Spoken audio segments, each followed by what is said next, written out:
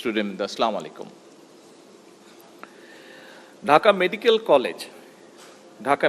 College আমরা যদি চিন্তা করি, এটা একটা কিন্তু শুধু মেডিকেল কলেজ না, আমার কাছে মনে হচ্ছে যে এটা একটা ইতিহাসের একটা জীবন্ত সাক্ষী। কিন্তু এটা আমরা একটু আগে যেই ডকুমেন্টারিটা এখানে দেখলাম ঘন্টাখানেক আগে, আমরা যদি এই ডকুমেন্টারিটা চিন্তা করি, বিবেচনা করি, তাহলে কিন্তু আমরা দেখবো যে আসলে কিন্তু এটা কিন্তু ইতিহাসের একটা সাক্ষী। আমরা এই ডকুমেন্টারিতে দেখেছি 1952 সালে কিভাবে ঢাকা মেডিকেল কলেজ আমাদের সেই ভাষা আন্দোলনে অবদান রেখেছে। আমরা দেখেছি সেখানে, আমরা জানি 1971 সালে আমাদের মহান মুক্তিযুদ্ধে ঢাকা মেডিকেল কলেজ কিভাবে সেখানে অবদান রেখেছে। 90-এর স্বৈরাচার বিরোধী আন্দোলন, সেই আন্দোলনকে সফল করার জন্য ঢাকা মেডিকেল কলেজ কিভাবে ইতিহাসের সাক্ষী হয়ে আছে।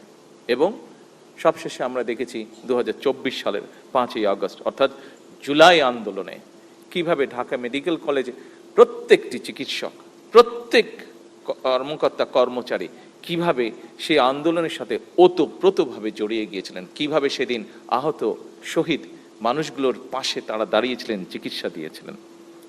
প্রত্যেকটা ক্ষেত্রেই কিন্তু এই প্রতিষ্ঠানের একটা গুরুত্বপূর্ণ ভূমিকা রয়েছে এই বাংলাদেশের ইতিহাসের সাথে।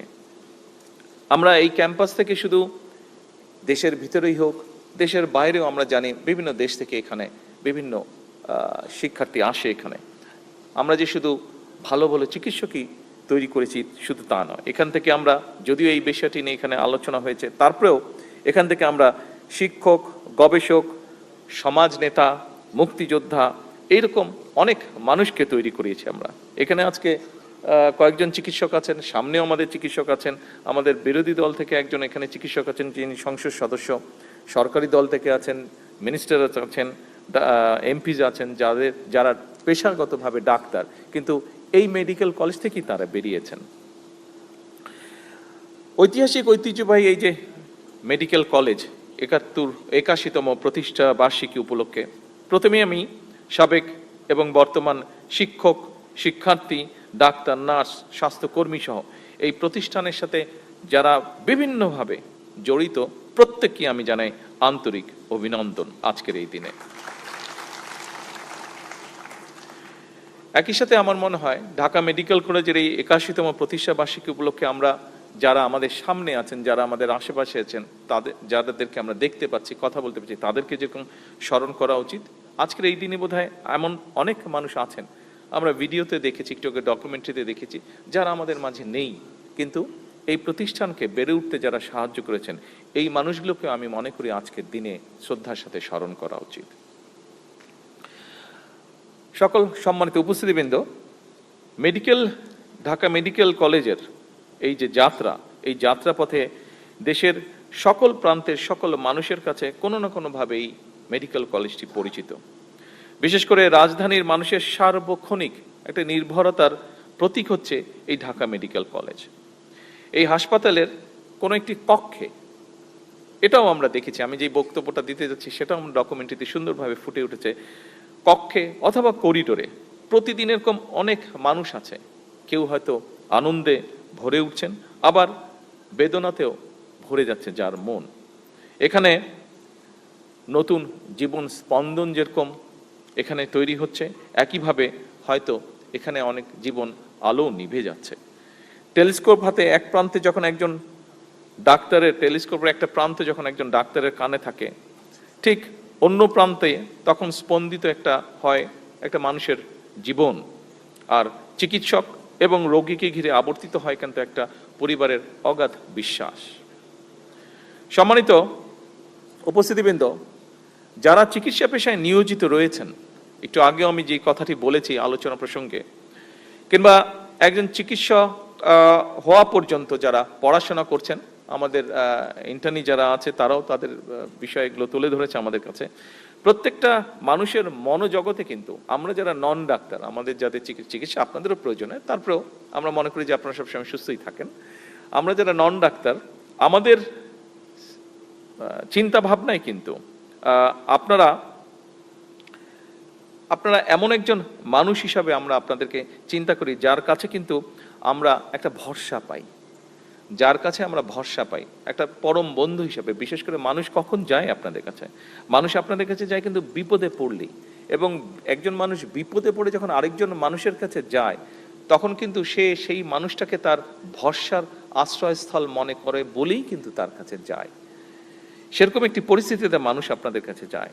চিকিৎসকগণই কিন্তু রোগে শোকে কাতর মানুষের পরম বন্ধু হয়ে ওঠেন, এবং এই কথাটি আমি আমার জীবনেও এটি উপলব্ধি করেছি। এই দেশেরই প্রখ্যাত কয়েকজন চিকিৎসক আমার মাকে অনেকগুলো বছর ধরে চিকিৎসা দিয়েছেন, প্রত্যেক মুহূর্তে ওনারা তাকে টেক কেয়ার করেছেন। উনি মৃত্যুর কিছুদিন আগে উনি বিদেশে গিয়েছিলেন। এখানে ডিবেট হচ্ছিল আমাদের মধ্যে যে আবার ওনাকে নিব কি নিব না, নিব কি নিব না। আমি ব্যক্তিগতভাবে যেটা বলেও ছিলাম বিভিন্ন মানুষকে যে আপনারা ওনাকে নিতে চাচ্ছেন, কিন্তু এখানে যেই চিকিৎসকগণ ওনাকে যেই সেবাটা দিচ্ছে 24টা ঘন্টার প্রতিটি মুহূর্ত, আমি দেখেছি বিদেশি, হ্যাঁ বিদেশে গেলে হয়তো টেকনিক্যাল সাপোর্টটা ভালো পাওয়া যাবে, ভালো ইকুইপমেন্ট হয়তো আছে, আরও হয়তো অ্যাডভান্স ইকুইপমেন্ট আছে, ওষুধপত্রের ব্যাপারে খুব হয়তো ডিফারেন্স থাকবে না, হয়তো হার্ডলি ডিফারেন্স থাকবে, কিন্তু এই যে হিউম্যান টেক কেয়ার যেটা, আমি মনে করি না এটা বিদেশে গেলে পাওয়া যেত কোনোভাবেই। যেই সেবাটা ওনার জীবনের শেষ দিন, আমি বলবো শেষ মুহূর্ত পর্যন্ত, শেষ মুহূর্তে আমার আল্লাহ তৌফিক দিয়েছিলেন, আমি সেখানে থাকতে পেরেছিলাম। আমি দেখেছি সেই মানুষগুলো কিভাবে ওনাকে সেবা দিয়েছেন, কিভাবে শুশ্রূষা করেছেন ওনার। এইটা বোধহয় যতই ভালো হসপিটাল হোক পৃথিবীর, যতই অর্থ দিয়ে হোক, এইটা পাওয়া যেত না। সেজন্য ব্যক্তিগতভাবে আমি সেই মানুষগুলোর কাছে অত্যন্ত কৃতজ্ঞ।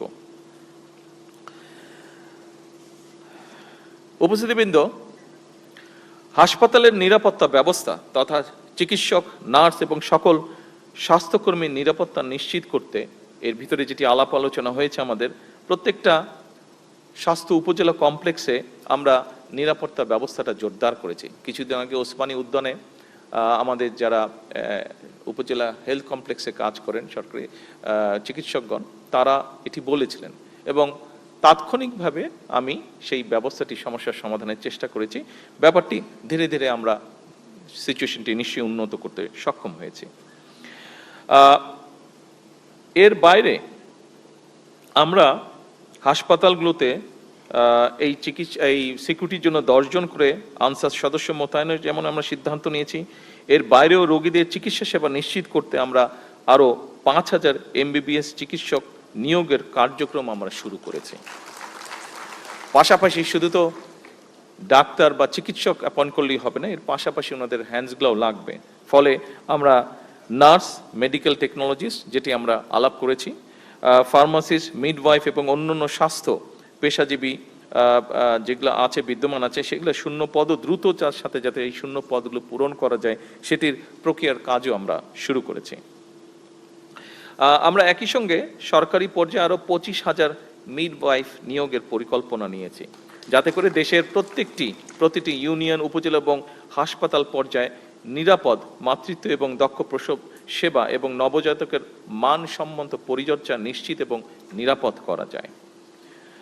সম্মানিত উপস্থিতিবৃন্দ, prevention is better than cure, এটা আমরা প্রত্যেকে জানি। এটার জন্য আপনারা যারা ডাক্তার আছেন তারা আপনারা অবশ্যই ভালো করে জানেন।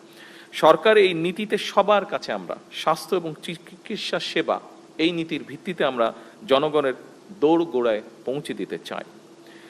এখানে আমরা দেখেছি একটু আগে একজন ডাক্তার বলেছেন ওনার বক্তব্যে যে 2 দিনে 800 রোগীকে আপনাদের টেক কেয়ার করতে হয়েছে, যেটা একজন ডাক্তারের জন্য আসলেই এটা একটা অমানবিক অবস্থা হয়ে ওঠে অনেক সময়। এবং সেজন্যই আমরা চিন্তা করেছি, এই চিন্তাটা করা থেকেই, এবং ডক্টর জুবাইদা উনি ইম্পেরিয়াল থেকে যে এমএসটা করেছিলেন সেটা ওনার ছিল প্রিভেনশনের উপরে। তা আমি দেখতাম, উনি যখন পড়তেন দেখতাম আমি বিষয়গুলো, এবং তখন থেকে আমার মাথায় ঢুকেছিল ব্যাপারটা যে কখনো যদি সুযোগ হয় আমরা এই দিকটাতে আমরা এই নজর দিব, এই দিকটাকে আমরা অ্যাড্রেস করব। এবং আপনারা অনেকেই আপনাদের ইউরোপে বিভিন্ন জায়গায় বিভিন্ন দেশে আপনাদের নিশ্চয়ই কাজ করার অভিজ্ঞতা হয়েছে। এর মধ্যে ইউরোপে কিন্তু এখন ওরা দেখেছে, হিসাব নিকাশ সব কিছু করে দেখেছে যে একজন রোগীকে চিকিৎসা দেওয়ার জন্য রাষ্ট্রের যেই খরচ হয় তার থেকে যদি প্রিভেনশনের ব্যাপারটায় জোর দেওয়া যায়, অর্থাৎ আমরা যদি এমন একজন ব্যক্তিকে ট্রেনিং দিয়ে রেডি করতে পারি যে ঘরে ঘরে গিয়ে মানুষকে অ্যাওয়্যার করবে যে কি কি কাজ থেকে বিরত, কি কি খাওয়া, লাইফস্টাইল কেমন হলে বিভিন্ন অসুখ বিসুখ থেকে দূরে থাকা যাবে। তাতে দেখা গিয়েছে যে রাষ্ট্রের খরচ অনেক কমে আসে। এবং তারপরেও যারা অসুস্থ হয়, যেহেতু হাসপাতালে যদি কম সংখ্যক মানুষ অসুস্থ হয়, তাহলে খুব স্বাভাবিকভাবে এই যে মেডিকেল কলেজে যেটা ঘটেছে, প্রথম দিন 400, পরের দিন 300, এরকম প্রায় 700-800 মতন রোগী প্রতিদিন, এরকম প্রেশারটা, এটাও কিন্তু স্বাভাবিকভাবে তখন কমে আসবে যদি দেশে সামগ্রিকভাবে কম সংখ্যক মানুষ অসুস্থ হয়। এবং মেডিকেল কলেজে আসার আগ পর্যন্ত যদি এই মানুষগুলোকে প্রাইমারি চিকিৎসা দিয়ে মোটামুটিভাবে সুস্থ করে ফেলা যায়, সেজন্যই আমরা হেলথ কেয়ারার নিয়োগের পরিকল্পনা গ্রহণ করেছি। যে এই হেলথ কেয়ারার যারা হবেন তারা যাবেন আমাদের দেশে মোটামুটিভাবে কয়েকটি অসুখ বিসুখ, যেমন কার্ডিয়াকের ব্যাপার, কিডনির ব্যাপার, অসুখ, আপনার ডায়াবেটিকের বিষয়, অর্থাৎ এইগুলো কি কি লাইফস্টাইলটা কেমন হলে, কি কি খাদ্যদ্রব্য পরিহার করলে, কি কি খেলে এইগুলো থেকে রক্ষা পাওয়া যাবে। আমরা এই হেলথ কেয়ারার যারা আছে তাদেরকে আমরা এই বেসিক ট্রেনিংগুলো আমরা দিব। তারা গিয়ে ঘরে ঘরে গিয়ে নারীদেরকে যদি সচেতন করে, আমরা আশা করি আমরা আজকেও যদি কাজটা শুরু করি, এইটার আগামী 10 বছরের মধ্যে ইনশাল্লাহ এটার একটা এফেক্ট, আমরা ভালো এফেক্ট আমরা পাবো।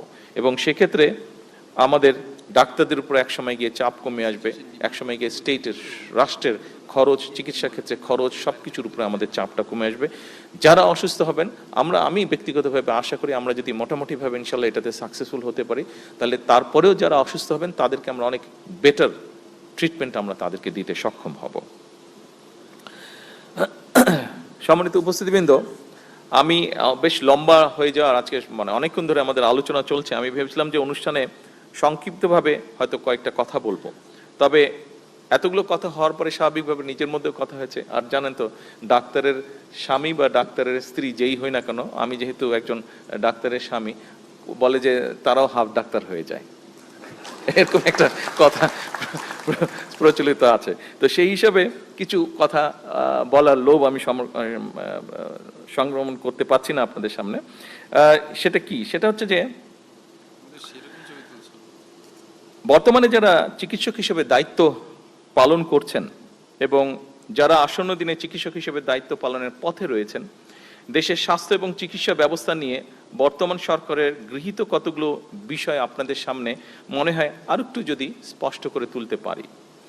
এর মধ্যেই আপনারা জেনেছেন যে শিক্ষা খাতে পর এইবার সরকার, এই যে মাত্র কয়েকদিন আগে আমাদের বাজেটটা গেল, সরকার সবচেয়ে বেশি চিকিৎসা খাতেই বাজেটটি রেখেছে। এবছর জাতীয় বাজেটে স্বাস্থ্য খাতের বাজেট বরাদ্দের পরিমাণ প্রায় 70,000 কোটি টাকার কাছাকাছি। 70,000, এইটা টোটাল যে জিডিপি, সেই জিডিপির 1.2% টোটাল, যেটা মোটামুটিভাবে এখন পর্যন্ত সেটাই। আমাদের যেটা পরিকল্পনা হচ্ছে, এই যে আপনাদের সামনে বললাম, আপনারা এর মধ্যে কথা প্রসঙ্গে অনেকগুলোই জেনেছেন, যেমন আমি বললাম যে এই যে আমরা হেলথ কেয়ার অ্যাপয়েন্ট করবো, যেই হেলথ কেয়ারে প্রায় 1 লক্ষ হেলথ কেয়ার অ্যাপয়েন্ট হবে। এই হেলথ কেয়ারের যেটা শতকরা 80% আমরা চাইছি নারীদেরকে অ্যাপয়েন্ট করতে। এর বাইরেও ধরেন হাসপাতালগুলো আমরা বেটার সার্ভিস করব, যেটা একটু আগে মন্ত্রী সাহেব বললেন আপনাদের বিভিন্ন আলোচনার পরিপ্রেক্ষিতে। আমরা সেই জন্য পরিকল্পনা যেটা আমাদের আছে, আমরা যদি পরিকল্পনা মতন সবকিছু মোটামুটিভাবে ইনশাল্লাহ আল্লাহর রহমতে যদি আমরা ঠিকঠাক মতন এগোতে পারি, সবগুলো জিনিস যদি ঠিকঠাক রাখতে পারি, আমরা নেক্সট 5 ইয়ার্সের মধ্যে আমরা এটা জিডিপি টোটাল বাজেটের আমরা হেলথ খাতে বরাদ্দ 5% নিয়ে যেটা আমাদের পরিকল্পনা আছে। শুধু বাজেট, এই বছর যে বাজেট আমরা বেশি রেখেছি শুধু তাই নয়, বাজেট বৃদ্ধির সাথে সাথে বাজেট যেরকম বাড়িয়েছি, একই সাথে সরকার এটার সাথে সাথে সরকার বিভিন্ন চিকিৎসা সামগ্রী কয়েকটি ক্ষেত্রে বেশ ব্যয় কমানোর চেষ্টা করেছে। বিভিন্নভাবে ট্যাক্স, ডিউটি, ভ্যাট এগুলা বিভিন্নভাবে কমিয়ে নিয়ে এসে, উঠিয়ে নিয়ে এসে, যেমন ডায়ালিসিস ফিল্টার, এটার খরচ অর্ধেক, প্রায় 800 থেকে 1000 টাকার মধ্যে কমে এসেছে। তারপরে ধরেন হার্টের স্টেন্ট, যে স্টেন্ট আগে 1,20,000 টাকা খরচ হচ্ছে। ওই দিন বিটু আমাকে বলছিল যে তার এক রুগী বিল দিতে গিয়ে দেখে যে সেই রুগী এক্সপেক্ট করছিল যে 1 লাখ টাকার মতন বিল হবে, সেখানে বোধহয় কত 60,000 না 50,000 টাকার মতন তার বিল, মানে অলমোস্ট হাফের মতন, 50% রিডিউস হয়ে গিয়েছে, যেহেতু গভর্নমেন্ট সেই আগে যে ট্যাক্স ভ্যাট ছিল সেগুলো রিডিউস করার ফলে। হার্টের ভালভ একই অবস্থা, পেসমেকার, অক্সিজেনেটর, তারপরে পেরিফেরাল ভাস্কুলার স্টেন্ট, তারপরে রেডিও ফ্রিকোয়েন্সি অ্যাবুলেশন ফাইবার, চোখের লেন্স যেটা ব্যবহার করা হয় পাওয়ারের জন্য, সেটার উপরে ট্যাক্স কমিয়ে ফেলা হয়েছে। ক্যান্সার চিকিৎসায় যেসব কাঁচামাল, মানে ওষুধ তৈরি করতে যেগুলো, সেই সবের উপরে ট্যাক্স কমিয়ে ফেলা হয়েছে। ক্যান্সারের ওষুধ তৈরি করেন, এবং এরকম একজন ম্যানুফ্যাকচারার আমাকে বলছিলেন যেইটা ছিল 1 লক্ষের মতন দাম, যে ওষুধটা ছিল, ট্যাক্স টুক সব কমানোর ফলে, ওনাদেরকে ওই সাপোর্টটা দেওয়ার ফলে এটা প্রায় 20-25 হাজারের মধ্যে চলে আসবে প্রাইসটা, ওষুধের প্রাইসটা।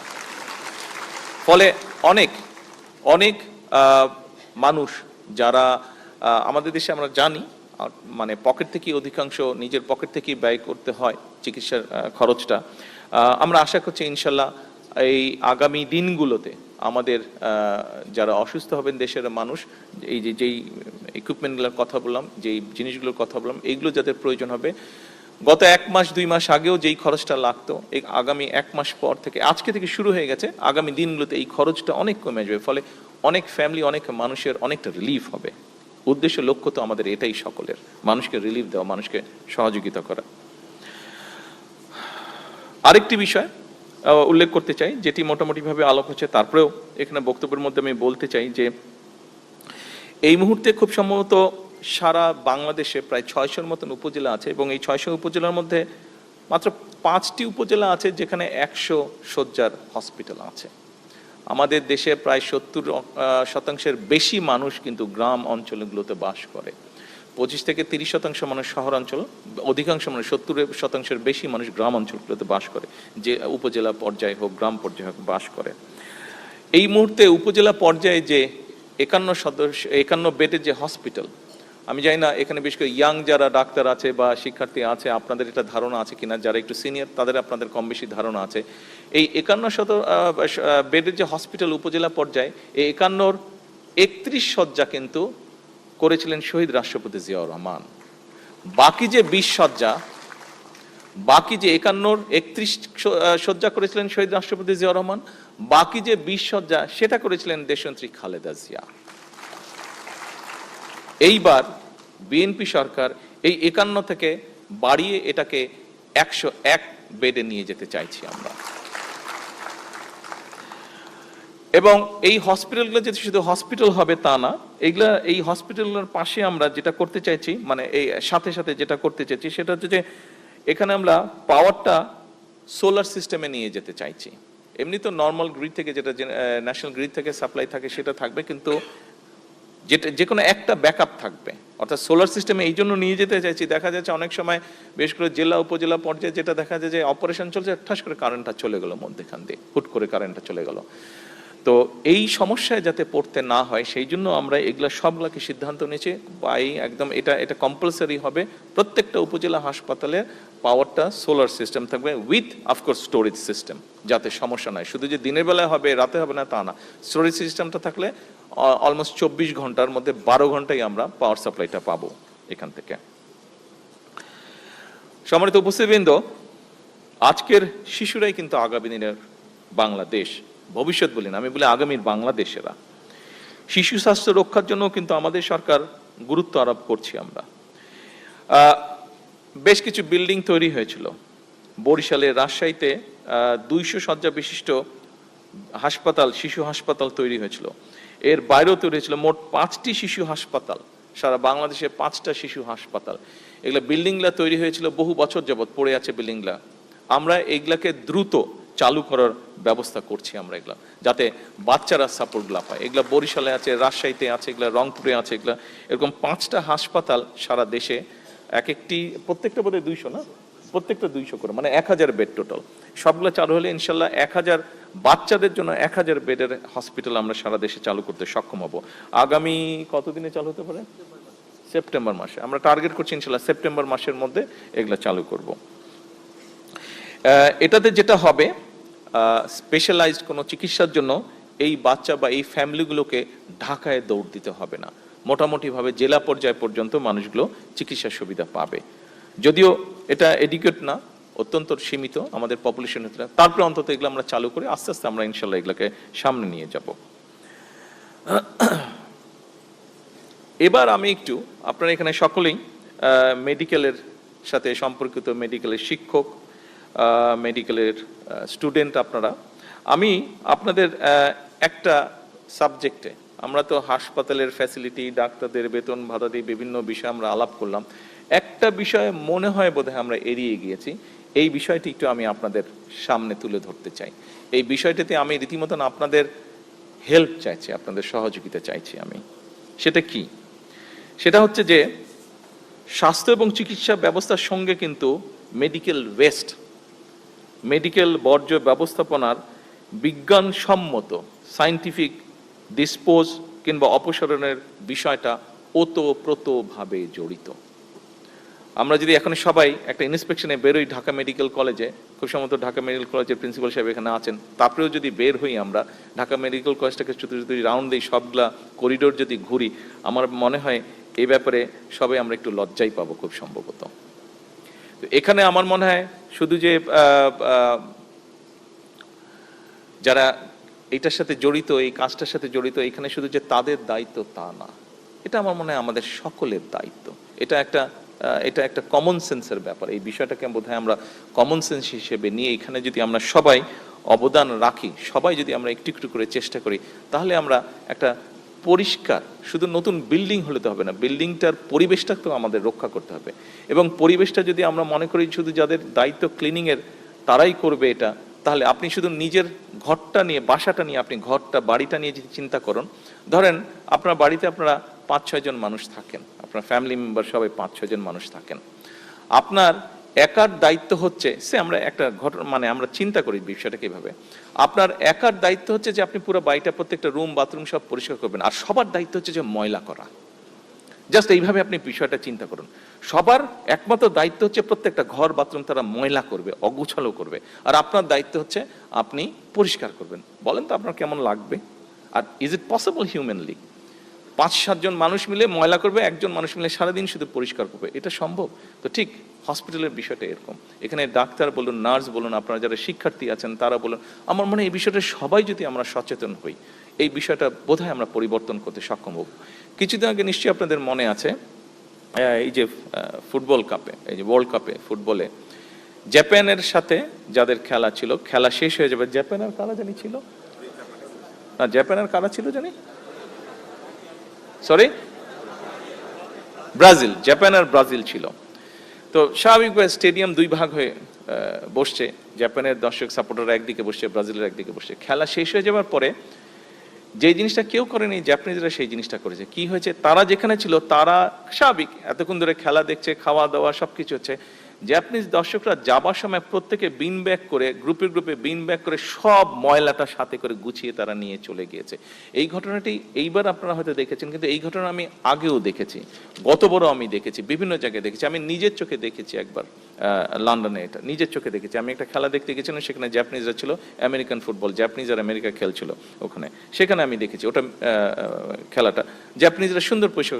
ওখানে তো জাপানিজ সরকার তো বলে দেয়নি তাদেরকে এই তোমাদেরকে এটা করতে হবে, ওখানে তো জাপানের পক্ষ থেকে কোনো সিটি কর্পোরেশনের কেউ ছিল না যে পরিষ্কার করতে হবে, তারা নিজেরাই করেছে।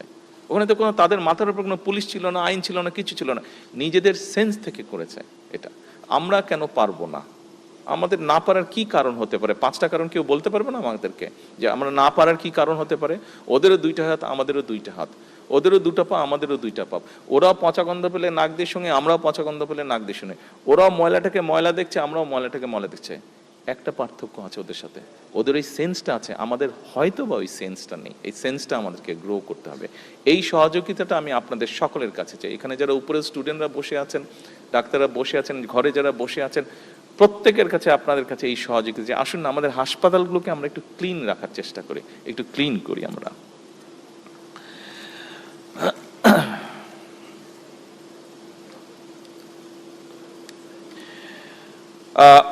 একটি গুরুত্বপূর্ণ বিষয় আমরা আলোচনা করেছি যে এখানে আধুনিক গবেষণা, উন্নত চিকিৎসা প্রযুক্তি, আন্তর্জাতিক মানের প্রশিক্ষণ, উদ্ভাবনী গবেষণার পরিবেশ গড়ে তোলার জন্য কতগুলো পদক্ষেপ প্রয়োজন। আপনারা শুনেছেন এখানে আমাদের উভয় মিনিস্টারই ওনারা বলেছেন, এখানে হেলথ অ্যাডভাইজার যে আছে ডক্টর জিয়া, উনিও বলেছেন যে এ ব্যাপারে অলরেডি আমরা উদ্যোগ গ্রহণ করেছি। তবে স্বাভাবিক এই রিসার্চের বিষয়গুলো, এগুলো একটা সময় সাপেক্ষ বিষয়, সময় লাগবে আমাদের, কিন্তু যেহেতু আমরা উদ্যোগ গ্রহণ করেছি, আমি দৃঢ়ভাবে বিশ্বাস করি ইনশাল্লাহ আমরা আস্তে আস্তে ধীরে ধীরে এখানে ভালো রেজাল্ট পাবো, আমাদের প্রত্যাশিত রেজাল্ট আমরা পাবো।